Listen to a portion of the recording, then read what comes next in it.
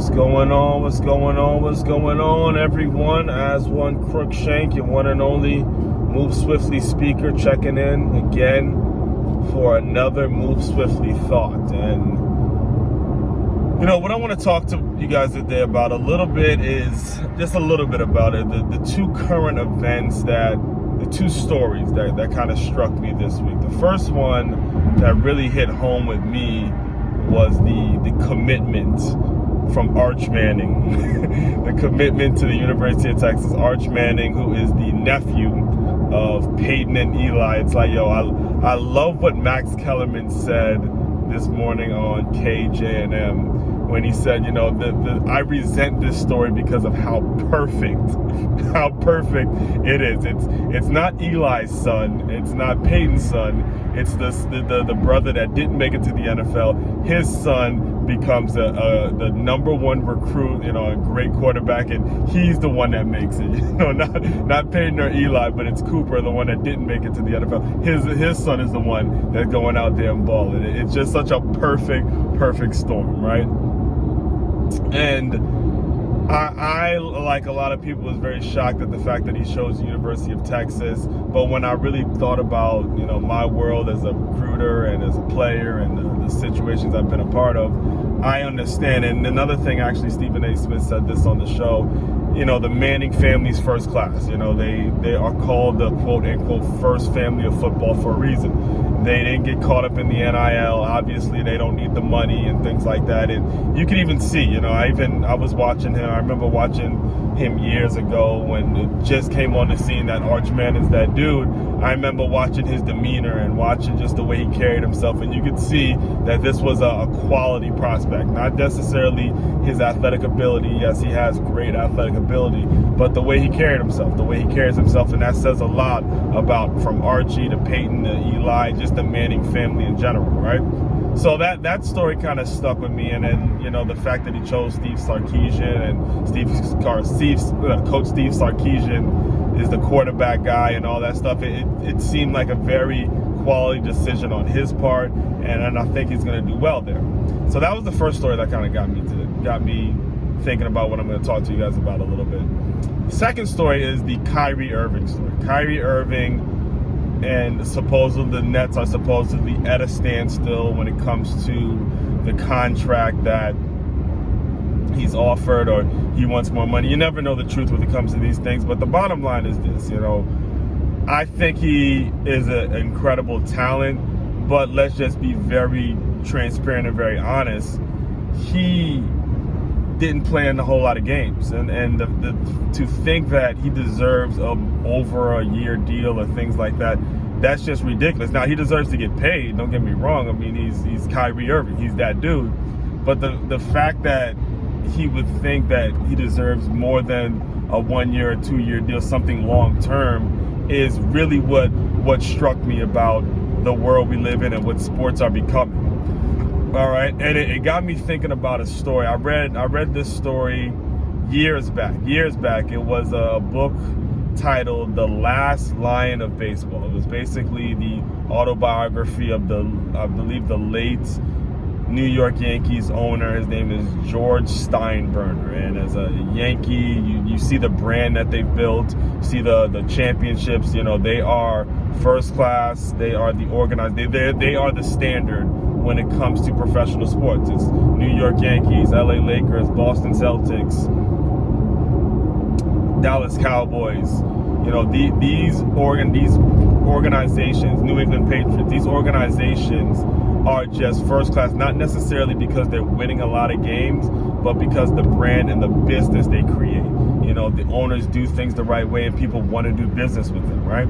So I picked up a copy of the book, The Last Lion of Baseball, George Steinbrenner, and I found something out that I think is just important to talk about today. In this world of NLI and what we're doing with basketball and football, what we're doing with college athletics in general, the way we're paying guys, the way money's coming in. I have to tell you this story. If you didn't know, all right? So I'll just say it. Brian Cashman, who I believe is still an executive, still the GM for the New York Yankees to this day, when Brian Cashman was negotiating his first contract, and this was said in the book. It was a book of about close to 300, 400 pages, and the big takeaway for me was this particular story. Brian Cashman asked for a 1-year contract. He asked for a 1-year contract. He said, and this is just according to the book that was written, and it's a fairly popular book, The Last Line of Baseball. He said that he wanted to prove to himself that he was good enough to do this job. Now, I am not comparing what Brian Cashman does to what Kyrie Irving does. However, I am kind of putting it out there, understanding that this sports thing cannot be just about you as an individual. All right, it has to be about what's better for the team and what's better for the group.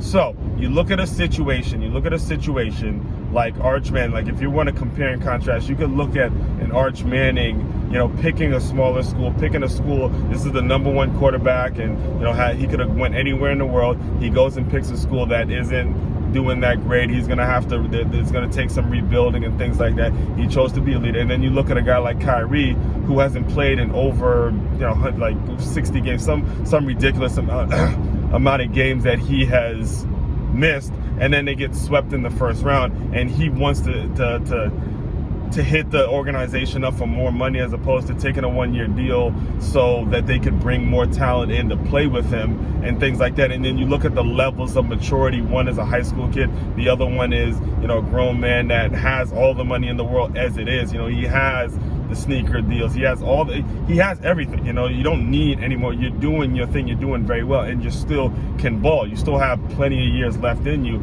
I don't see the need to having to make it so you have to get this multi-year deal right now when you're good enough. You're going to get it eventually. Go prove yourself.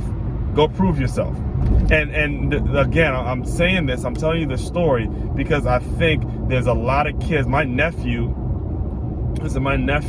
is starting to show a great deal of talent. In fact, one of the big things that I saw, one of the big things I thought about was him when I see pictures of Eli and Peyton with their nephew.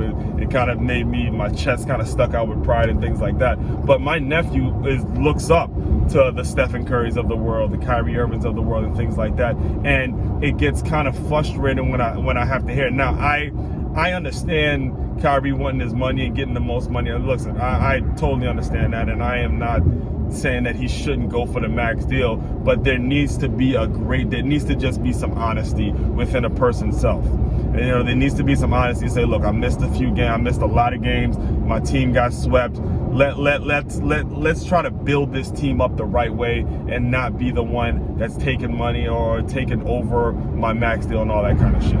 So I just want to come on and say that because this applies. I usually don't count motherfuckers' pockets and shit like that. I'm not usually the guy that comes on and speaks on certain situations like that.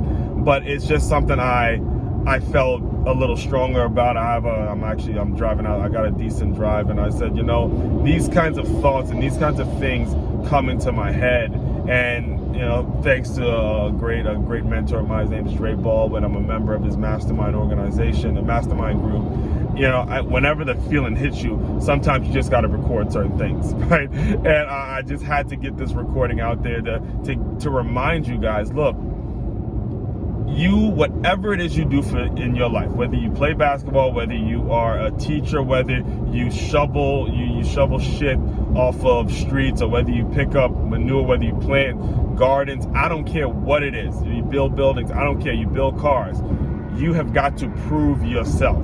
And the main thing I want you to take away from my whole ranting, everything I just kind of spit out there, is the fact that Brian Cashman, first and foremost, and he's still an executive for the New York Yankees to this day, years later, he asked for a 1-year deal just so he can prove to himself. He wanted that pressure on himself to say, I am good enough to do this job. And when he did that, it became something. Now he and the New York Yankees are there for life. He's probably got a lifetime contract with them at this point.